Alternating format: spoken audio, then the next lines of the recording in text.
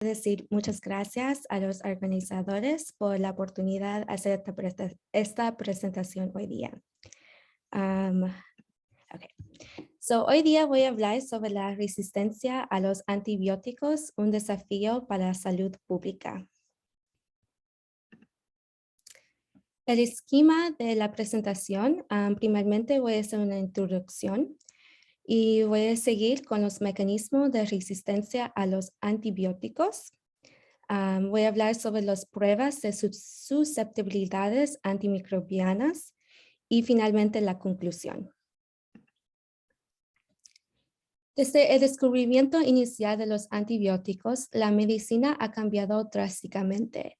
Sin embargo, las infecciones bacterianas que alguna vez fueron tratables ahora se están convirtiendo en amenazas una vez más.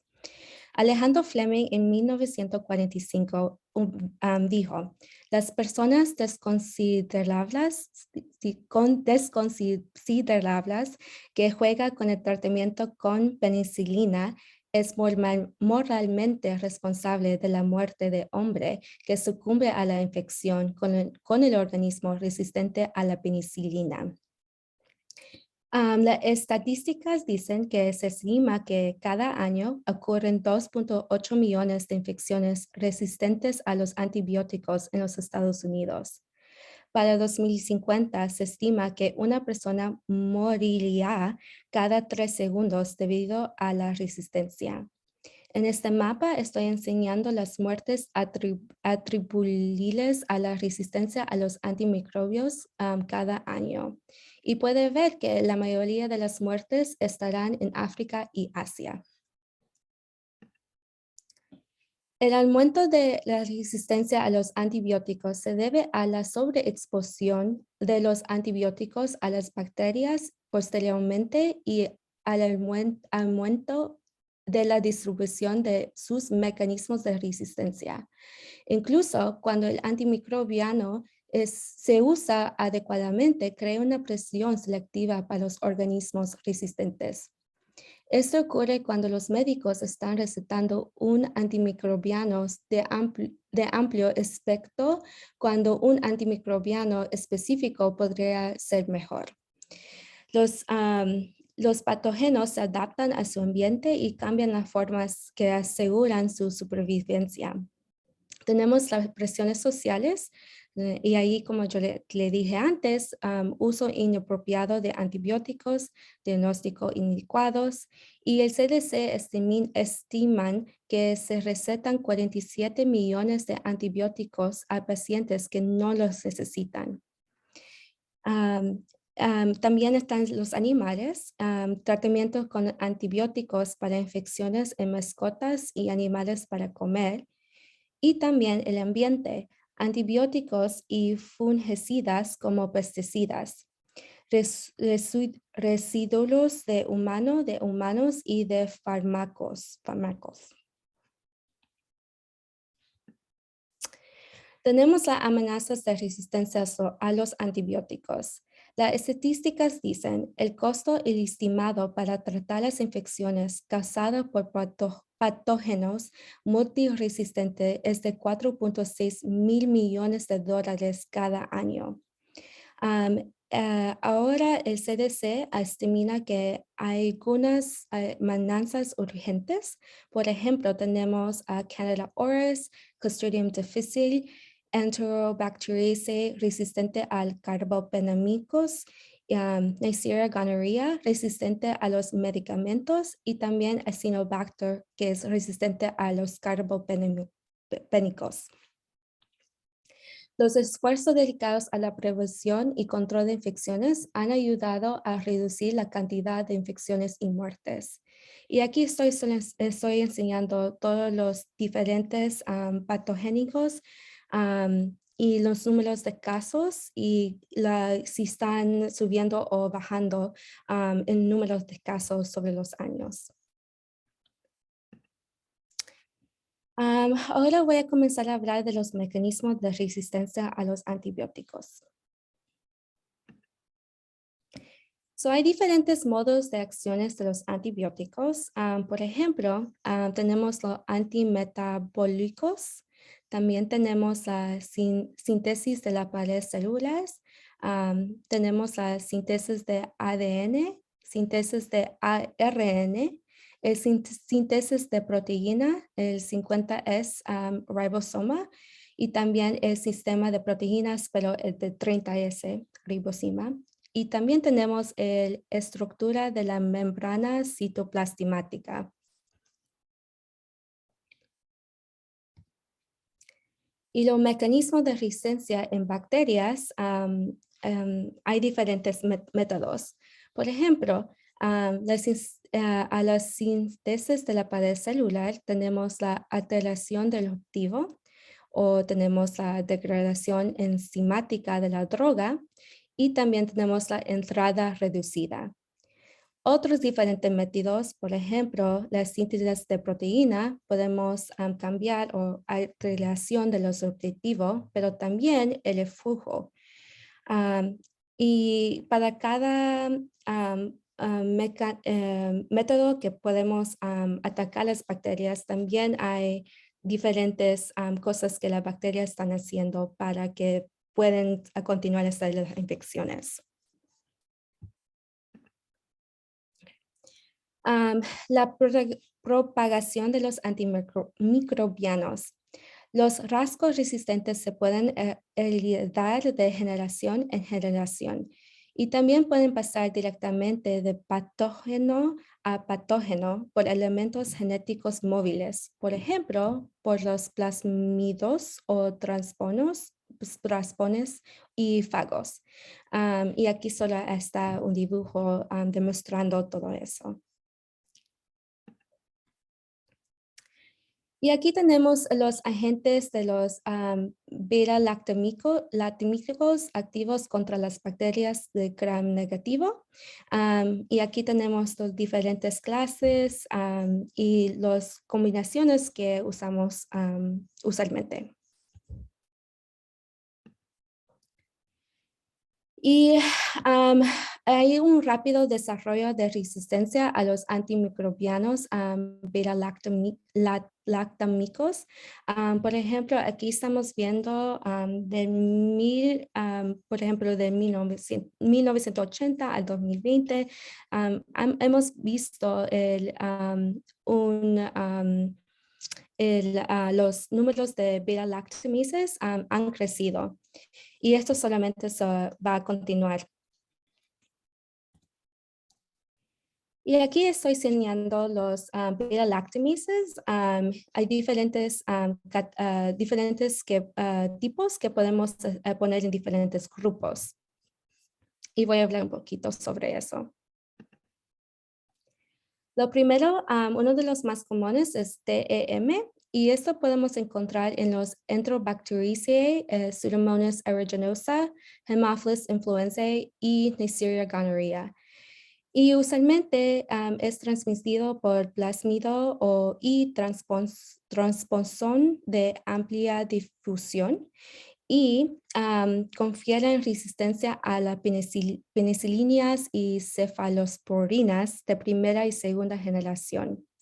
También tenemos en este grupo el SHV1, que se presenta en la Klebsiella pneumoniae y E. coli. Esto también confiere resistencia a las penicilinas y cefalosporinas de primera y segunda generación. También vemos los espectro extendido beta-lactamasa o BLEE. Es asociado con E. coli y Klebsiella pneumoniae, pero se propaga a otras bacterias. Es capaz de hidrolizar cefalosporinas de espectro extendido, penicilinas y acetonam. También tenemos el AMP-C, que hidroliza estos medicamentos y también no puede hidrolizar la cefeprim. No puede estar inhibido por los inhibidores de beta-lactamases y los aislamientos S pueden convertirse en R durante terapia. Y aquí tenemos los carbapenémicos. Hay diferentes tipos y también lo podemos poner en diferentes clases, y aquí he puesto las actividades que tienen y los organismos que comúnmente lo podemos ver. So, Enterbacteriaceae resistente a los carbapenémicos. Hay dos mecanismos de resistencia. La primera es la carbapenemasa B-Lactamase, que hidroliza los carbapenems. Pero también tenemos cefalosporinasa combinada con pérdida de purina. Por ejemplo, algunos cefalosporinasas tienen actividad carbapenemasa de bajo nivel. La pérdida de las purinas limita la entrada de carbapenem en la célula y las regulaciones del sistema de eflujo bombeando carbapenem. En este dibujo estoy enseñando las diferentes clases de carbapenemes y con cuál no trabaja estos tipos de antibióticos. Y quería hacer es bien interesante ver la evolución de los números de casos de esos diferentes carbapenems. Por ejemplo, aquí estoy enseñando las expansiones globales del KPC. En 2007 podemos ver que había algunos casos vistos en los Estados Unidos y también en Sudamérica y Europa y China. Pero ya en el 2013 ya podemos ver que hay muchos más casos que han visto, y esos números solo están creciendo. Ok, ahora voy a hablar de las pruebas de susceptibilidad antimicrobiana. Las pruebas de susceptibilidad antimicrobiana, nosotros lo llamamos AST. Y AST es un procedimiento de laboratorio que especifica la dosificación efectiva de antibióticos y formula un perfil de terapia empírica para el manejo adecuado de la salud de un paciente individual contra infecciones. Las notas dicen que confirma la susceptibilidad a la terapia empírica y también permite aplicación de la terapia antimicrobiana si se encuentra resistencia. Y hay también las reducciones de la terapia empírica. Aquí estamos hablando de los fundamentos de AST, los principios generales. Una selección de antibióticos se prueba contra el patógeno que se aisló del paciente. Basado en el método AST, observando la inhibición de crecimiento o la tasa de crecimiento. En UCLA tenemos un menú que podemos escoger. Por ejemplo, tenemos microdiluciones en caldo, automatizador VITEK 2, el disco difusión, la prueba de epsilometría o el e-test, la prueba rápida de SARM, el test de Hodge modificado, agarres cromogénicos selectivos y diferenciales. Y también tenemos el PCR.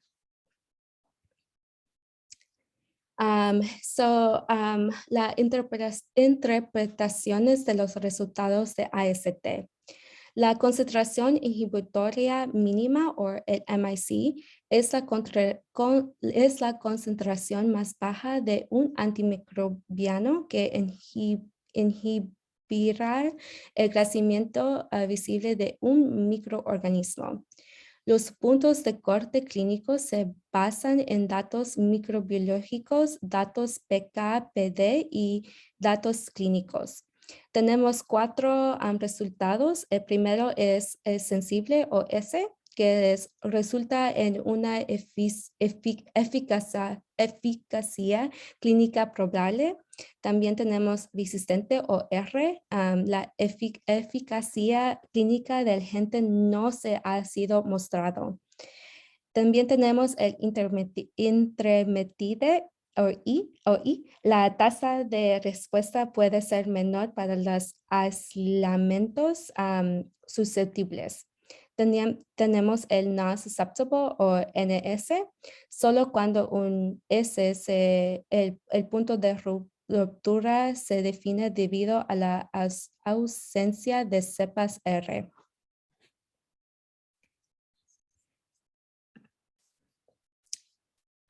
Tenemos un comité de directrices AST. Tenemos dos. La primera es el Clinical and Laboratory Standards Institute, o CLSI, y también tenemos the European Committee on Antimicrobial Susceptibility Testing, o UCAS. El SLSI era una organización independiente formada en 1960. El objetivo era crear reglamentos para la estandarización de AST. Los documentos se revisan continuamente y se actualizan en consecuencia. Y el UCAS, la organización, se formó en 1997 y las regulaciones de UCAS se implementan principalmente fuera de los Estados Unidos, Europa. La mayoría de los métodos y la estandarización de AST son los mismos que el CLSI. Y nosotros seguimos la CLSI y aquí son unos documentos bien importantes que usamos nosotros. Por ejemplo, tenemos el M100, el M02 y el M07. El M100, el abordar medicamentos para probar, puntos de corte y la actualización son anualmente. En comparación, el M02 solo habla acerca del disco difusión y es actualizado cada 3 años. El M07, cómo realizar pruebas manuales de MIC, pero también es actualizado cada 3 años. Y aquí hay unas de las tablas que son bien importantes para nosotros porque dicen las diferentes, cómo podemos reportar los diferentes antimicrobios.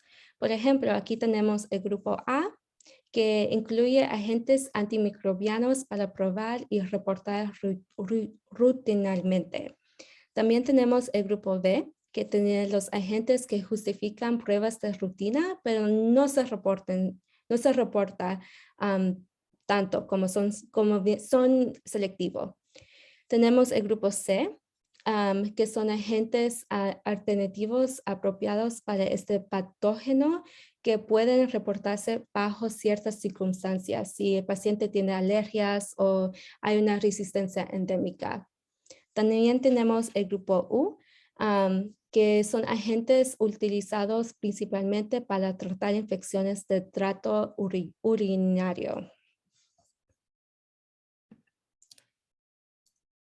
Aquí voy a hablar sobre los métodos AST comerciales y de referencia.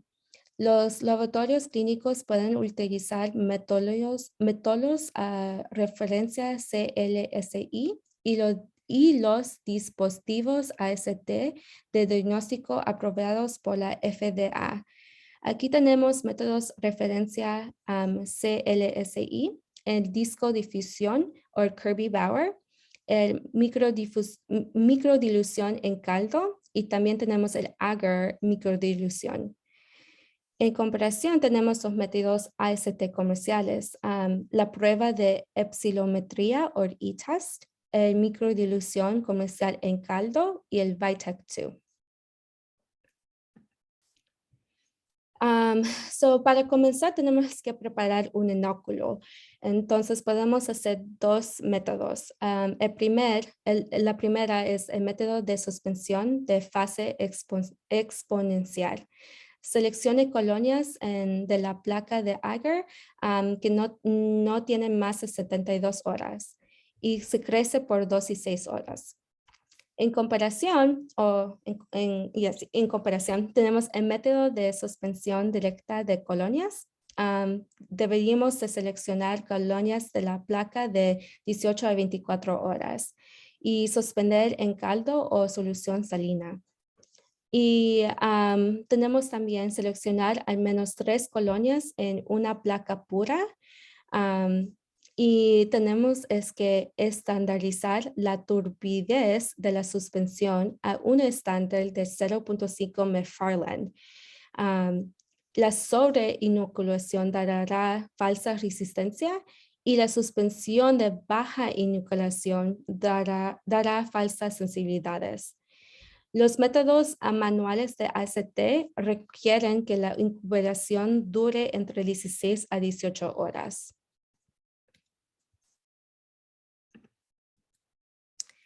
Aquí está el método, inocular placa de alga con suspensión y se aplica discos de antibióticos, 12 por placa de 150, como se ven aquí. Y los incubar los discos a 33 a 35 grados. El tiempo de incubación son 16 a 18 horas o 20 a 24 horas. Creo que Ceromonas necesita un poquito más tiempo, por eso lo dejamos para que se incube un poquito más. Y finalmente, al final de esas horas, podemos medir las zonas de inhibición, como se ven aquí. Aquí estoy dando un ejemplo de los discos de difusión y estamos viendo las zonas de inhibición. Aquí estamos viendo los discos, está en este plato y lo dejamos crecer por 24 horas y finalmente puede ver que el A, aquí podemos decir que en el disco A hay resistencia, pero en B y C vemos unas zonas de inhibición significado que es sensible. Y aquí es como nosotros lo vemos. La interpretación. Se tiene que asegurarse de que el sepsis bacteriano sea confluente. Deberíamos de medir las zonas de crecimiento inhibido alrededor del disco. Y tenemos que usar luces especiales, luz transmitida para Staphylococcus species y en Enterbacteriaceae species por estos diferentes antimicrobios. Y podemos usar la luz reflejada para todos los demás patógenos. El tamaño de crecimiento de inhibición se correlaciona con el MIC. Y ciertos medicamentos no se pueden probar con la difusión en disco. Aquí hay dos ejemplos, la daptomicina y colistina.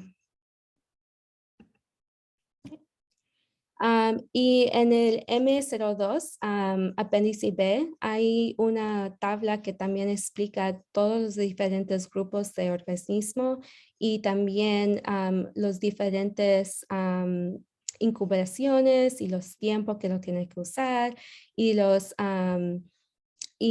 diferentes, si lo puede hacer en salina o en broth o salina.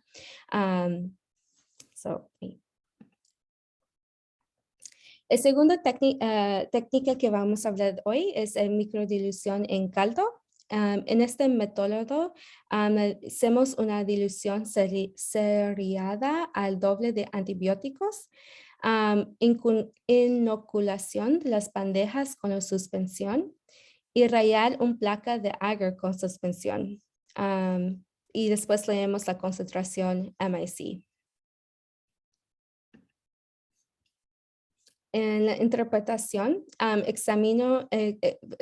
deberíamos examinar la placa de purez y después observar de la MIC concentración más baja de antibiótico que inhibe completamente el crecimiento. En esta bandeja estamos viendo que están en cada línea tenemos diferentes antibióticos y puede ver que en amarillo significa que creció algo y en blanco significa que no creció nada. Entonces, deberíamos de escoger el último, la concentración donde la concentración más baja de antibiótico que inhibe completamente el crecimiento. En este caso va a ser 8 y aquí 7, 7, 6 y 4. El crecimiento se puede definir como turbidez. El resumen de la difusión en disco y la microdilución en caldo. En el disco difusión, el método se basa en la difusión del agente por todo el agar. La zona de inhibición solo se informa como SIRINS. La medición se correlaciona con MIC, pero no se puede usar para cálculos de PK o PT. Y en comparación, el microdilución en caldo MIC, reportar la concentración del agente que inhibe el crecimiento de patógeno y la medida se puede utilizar para cálculos PK y PD. Y aquí tengo los sistemas comerciales de AST. Tenemos el e-test, el VITEK2, el BLEE, el Microscan y el Sensitrier. Esos tres son los sistemas automatizadores comerciales de microdilución de caldo. So, el e-test. Aquí el método, inocular placas de agar con suspensión. Colgar una tira de e-test en agar, aquí, y se incubar por 15 a 18 horas. Y después leemos la concentración inhibitoria. La interpretación. El e-test contiene un gradiente predefinido de antibiótico y elipse de inhibición simétrica centrada a lo largo de la tira. Y tenemos que leer el valor inhibitorio mínimo en el borde de la elipse de inhibición. En este caso va a ser aquí. Y aquí en UCLA utilizamos los e-tests para los anaerobios. Y finalmente el VITEK2, el uso es edificaciones microbianas y AST, y se puede identificar las bacterias y levaduras. El MIC está determinada por el crecimiento bacteriano y los resultados AST están disponibles en 5 a 8 horas. Y nosotros solamente usamos el VITEK2 para las orinas. Finalmente voy a hablar sobre mi conclusión. Espero que ustedes puedan entender que la resistencia está aumentando en todo el mundo. Se predice un crecimiento de las muertes debido al antimicrobios, la resistencia a los antimicrobios. Pueden ver aquí en 2020 en comparación al 2050. Y esto es porque los mecanismos de resistencia están emergentes. Y finalmente, AST es fundamental para la correcta identificación de tratamiento, gamas de metólogos AST comerciales y de referencia disponibles. Hoy hablamos sobre los discos difusiones, microdilución en caldo, el e-test, el VITEK2. Y la caracterización molecular, por ejemplo, whole gene sequencing de los mecanismos AMR es otro método de interés. Y con eso podemos hacer preguntas.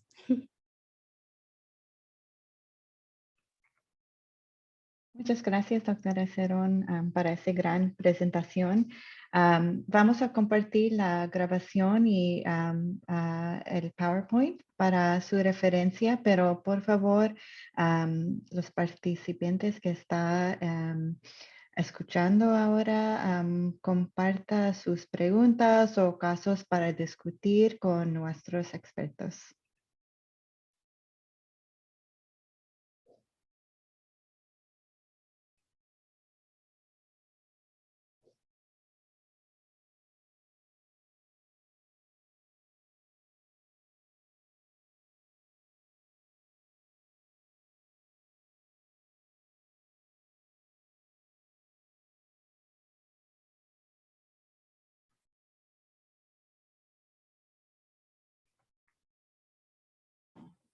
Bien.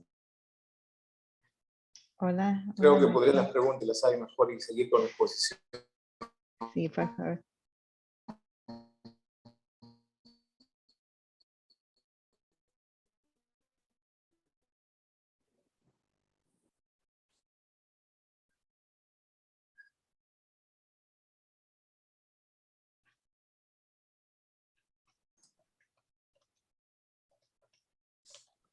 Kiran, creo que podría ser al final las preguntas y continuar con la otra exposición.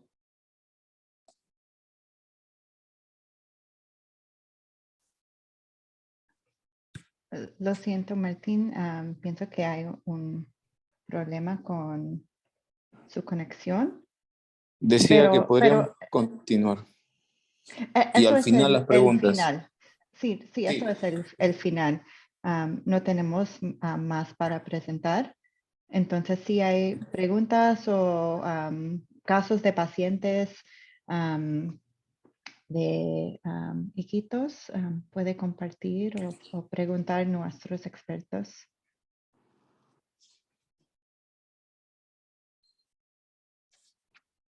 O si puede compartir, doctor Casapía, qué es posible en Iquitos para determinar si un paciente o alguien que tiene resistencia antimicrobiana.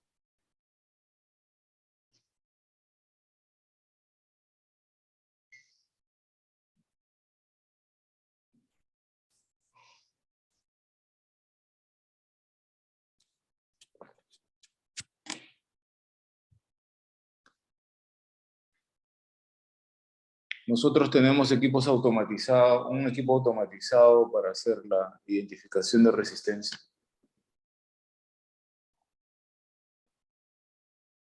No está disponible siempre, pero es un solo equipo que tenemos.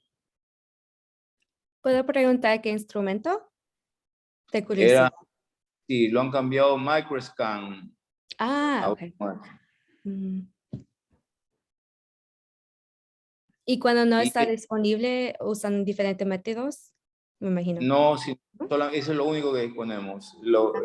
A veces no está disponible cuando hay limitaciones logísticos con los reactivos.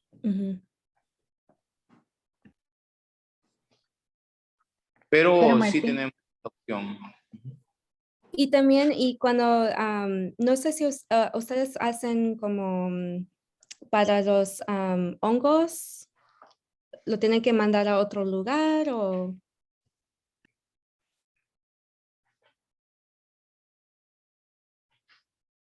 También puede detectar algunos hongos, pero no podemos tipificarlos, ya requieren procedimientos un poco más, procedimientos adicionales. Pueden detectar algunos hongos como cándida, por ejemplo, pero no puede identificar específicamente qué tipo de cándida.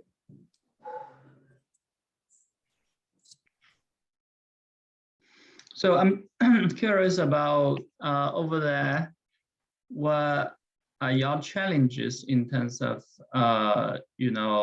seeing some of these resistant bacteria or fungus even, do you encounter a particular strain or particular kind of drug resistance over there, and how do you deal with that?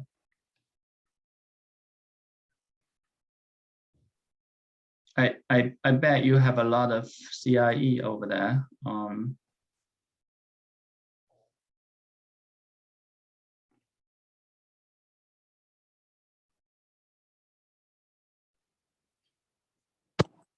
I'm not sure what the question is. The last part of the question I was not able to hear very well. Could you repeat, please? Stacey, would you translate? Yes, say it again, Shaun. So basically, I like to understand what are their biggest challenges. Do they see a lot of CIE, or do they see a particular kind of drug resistance, and how do they deal with such issues? La pregunta es, Yes. sí, si ustedes ven diferentes tipos de patógenos que son resistentes y cómo ustedes, no sé la palabra. No, yes.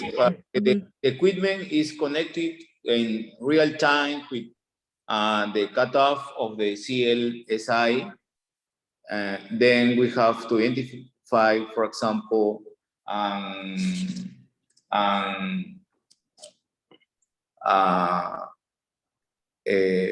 beta-lactamic extended spectrum beta-lactamic resistance. For carbapenem is not identified for the equipment. So they are not able to see which one is CIE? No, the equipment have a day of the cutoff for identify what kind of resistance is according with the CLSI. So Shaun, they only do one specific instrument. ¿Cuál es el instrumento que usan ustedes? No, the same, microscan. Oh, Yeah, I heard the latest microscan. Yeah. That's the only one they use.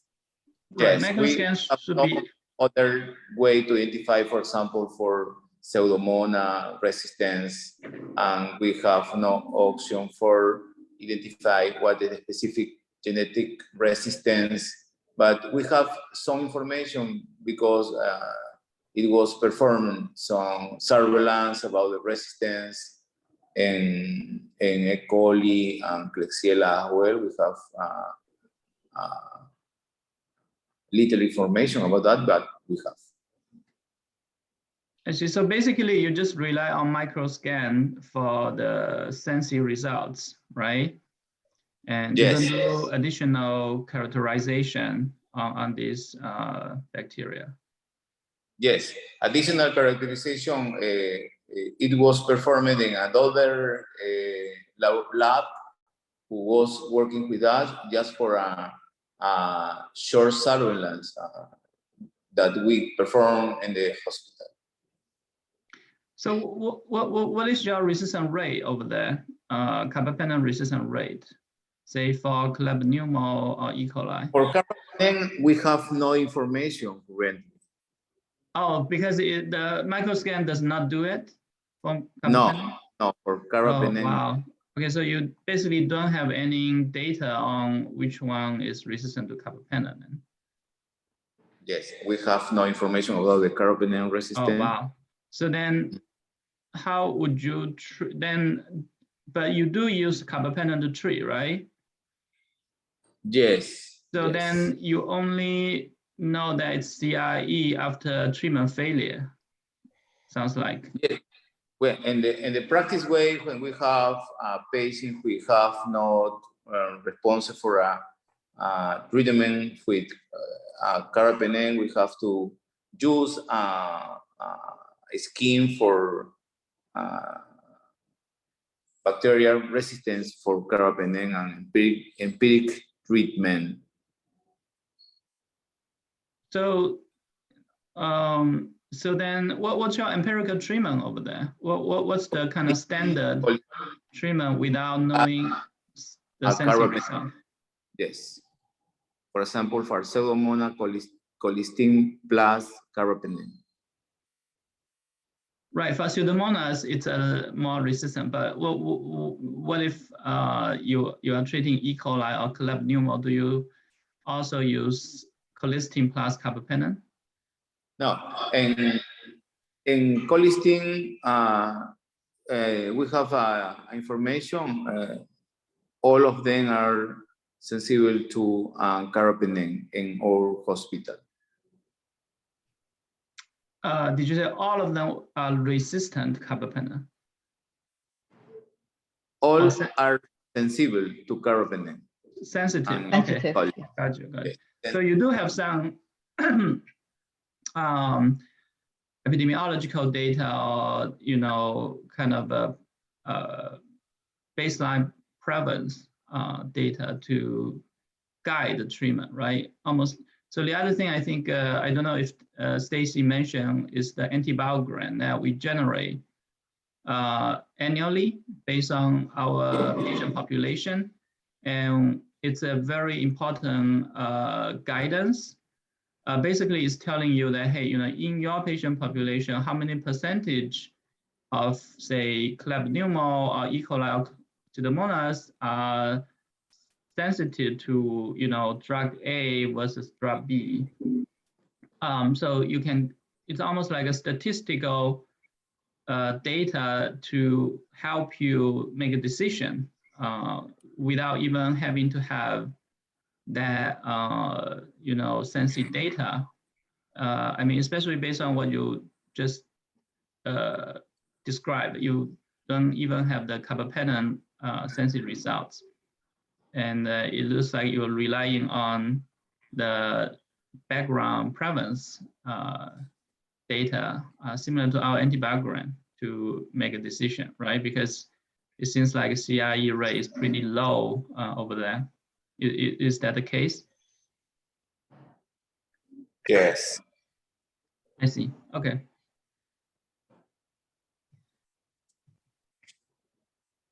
Good. That's interesting.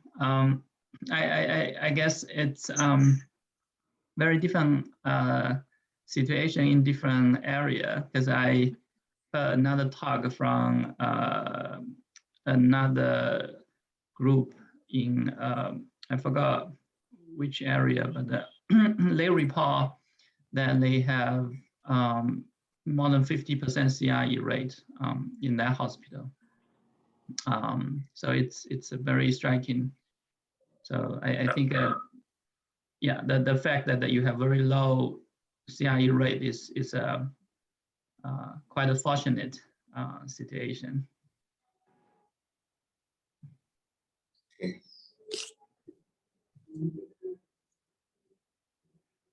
Martin, where is that the epidemiological data from about the carbapenem resistance? Is it from the Ministry of Health or DIRESA, or is it some No, Ministry of studies?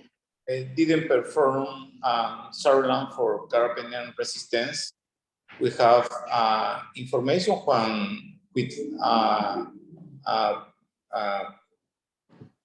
a study that we performed. The information have not tabulate right now, but we have available the information very soon. But So it's very recent data then? Yes. It will be have data about the resistance, but it was performed in genetic resistance and sequence, genetic resistance as well. Then we have information about then SHEB or other kind of resistance according to the bacteria. And is Ministry of Health tracking some of these? No, more common? Some hospital just for general information, but not for a specific kind of resistance.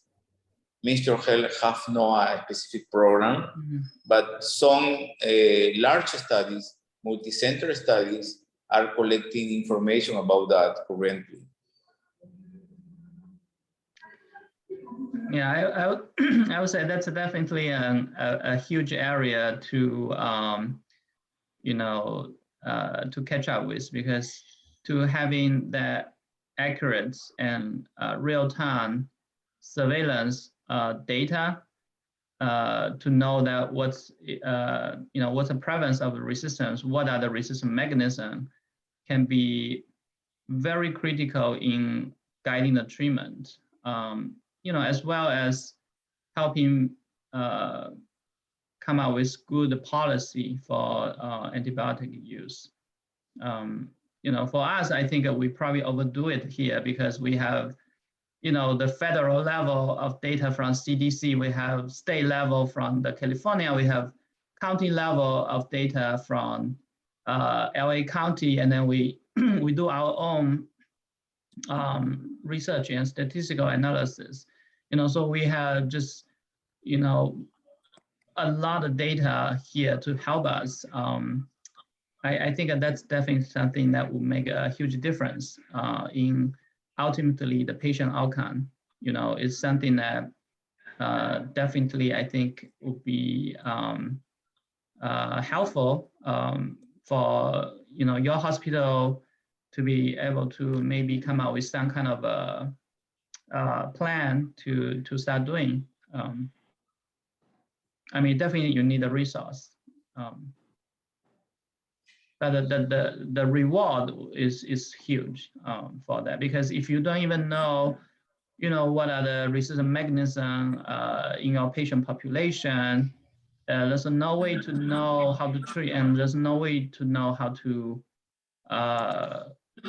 stop the transmission or do the infection control. So, I think it all starts from the data. You had to collect a lot of data to know how to deal with that.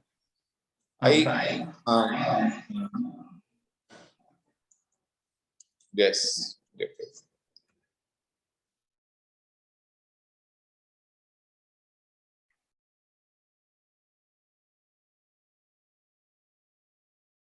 Great. Martine, any other questions? Maybe Martine or others, can you share, is this a priority for your department, or are there plans or efforts moving forward to collect some of this data, or what are some of the resource challenges that maybe we could help also think through and see if there are other ways for us to support you from UCLA?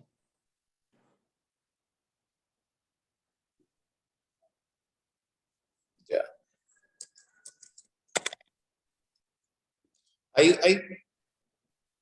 have a table about preliminary finding of this survey.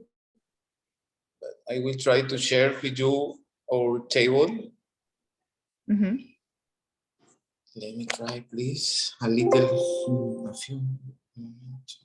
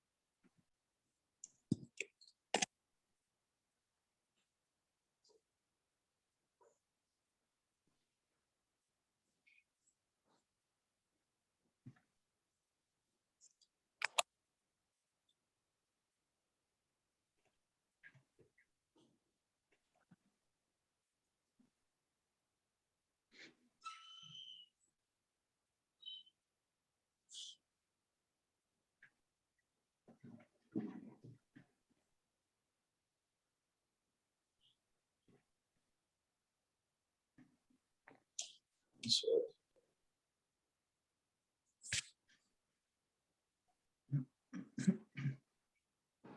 Please, Kirian, could you let Do you want to try to me share your share? screen? Yes, yes. Here, you should be able to now, Martin.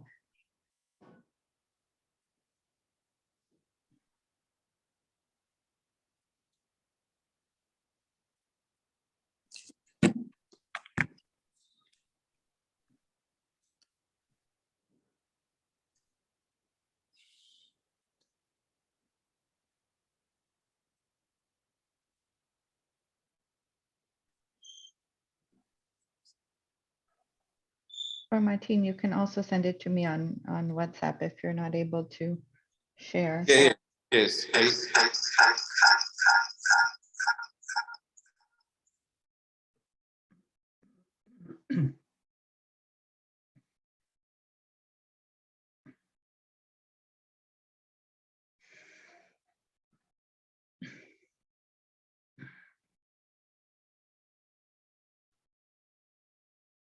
Is the percentage resistant or sensitive?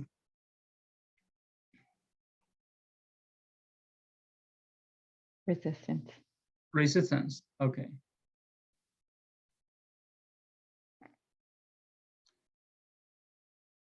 So, yeah, you definitely have a lot of ESBL over there. It seems like the majority of your Enterbacteriaceae are ESBL. Yeah, obviously CTXM is the most prevalent one. So, yeah. So if you have a lot of ESBL, you will have a lot of CRE. So they hang in together. So CTXM oftentimes encoded in the same plasmid with carbapenémicos genes. You know, you talk about KPC, NDM, they always hang out with CTXM. So I think if you have, you know, more than 80% of the ESBL there, I expect you have very high prevalence of CRE over there, you know, probably 20% already. Definitely something to keep an eye on. You know, they are not like, you know, ESBL only, you know, so. So what happened to this recent mechanism is that they are clustered together. So if you look at your third-gen cephalosporin self-testing, that's 90% resistance. You know, it's very striking. And yeah. But Cefepime is 90%. 1% to carbapenem, and you can see here. Right. So my estimate is you definitely have more than 20%. If you have already 90% of the bacteria resistant to cefepime, you are very close to CRE. So this is for Klebsiella. Oh, okay. You do have the okay. So I'm a little bit off on that. So yeah, you are close to 20%. So you do have a lot of CRE here. So, you know, definitely would be a challenge.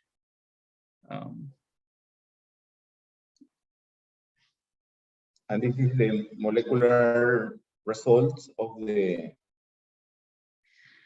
Yeah, so in South America, I think a KPC and NDM are all quite prevalent, depending on the area. So, yeah, it's interesting. I think, again, you know, CTXM really, you know, hang out with carbapenémicos gene. So you seem to have a lot of them. So M55 is a more recent ones.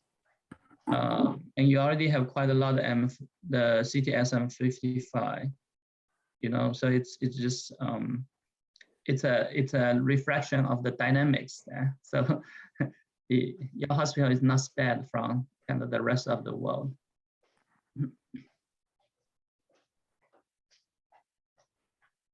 Okay. Yeah. You get this This is data from this is- sequencing or from PCR sequencing, right? Yes, this is a preliminary report. We have not more information right now, but it's something. Yeah. So I feel like the resistance is pretty definitely on the heavier side. Maybe less severe than other more endemic area, but it definitely can pose treatment challenges, right? I mean, so I guess most countries, they still use colistin for CRE, as I learned also from some of our collaborators from Africa. They use colistin very heavily because that's only drug they can use for CRE. Thank you for sharing. That's very interesting.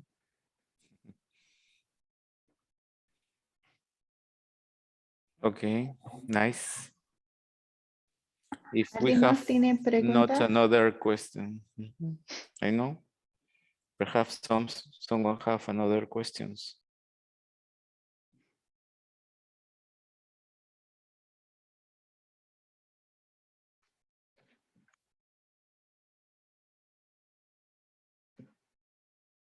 Si no, también podemos compartir el correo electrónico de nuestros expertos si hay preguntas en el futuro, si está bien con doctora Ceron y Ian.